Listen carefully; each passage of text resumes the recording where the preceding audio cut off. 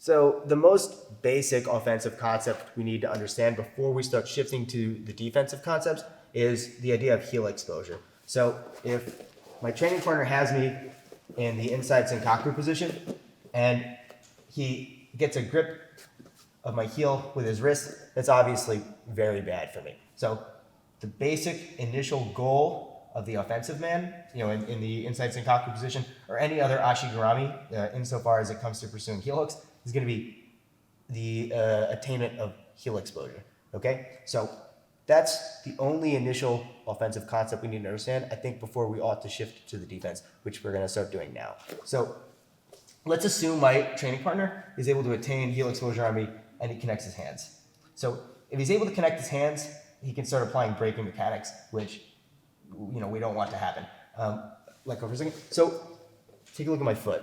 So the posture of my foot is going to either inhibit his capacity to attain a heel hook, or it's going to enable it. If my heel is pushed out like this, with my toes coming into my knee, that's going to enable his capacity to attain a heel hook. What I want to do, obviously, then is the opposite, where my toes are pushed forward and my heel is backwards.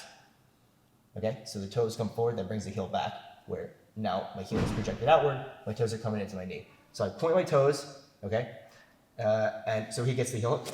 So if he's able to connect his hands, what's going to happen here is his elbow is going to be able to come towards his hips, which is going to make the task of pointing my toes more difficult because it's pushing back on the top of my toes. So the first thing we need to do is I need to be able to point my toes. If I want to be able to do that, I need to have some sort of slack on his grip.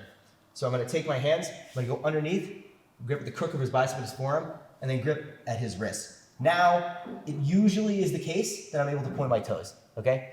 Whereas before, the reason why it's difficult to escape this grip now is because he can bring his elbow back towards his hips. He still can do that, but if I'm here, it's a little easier to point my toes because there's more slack on the grip overall, okay? So I'll keep that grip. So now once I'm here and I point my toes, the next thing I'm going to look to do is have my knee pointing outwards, okay? Now, as I'm doing that, I'm also extending my leg, and the heel slips over the wrist. So my leg extends, the knee points out, I'm holding onto these grips, you see the heel slips over the wrist, okay? So let's go back. So again, guys, the basic initial offensive goal for the offensive man is the attainment of heel exposure. The attainment of heel exposure is made easier when my heel is projected outward and my toes are coming backwards.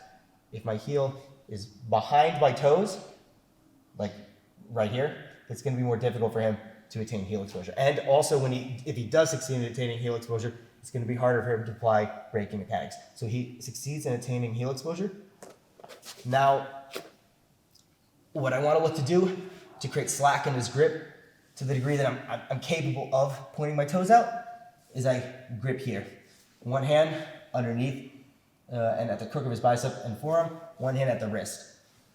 Now I point my toes, hard to see here, but I'm pointing the toes. Now the knee is going to come out, and again, in real life, we're holding here, I'm just pointing so you guys can understand.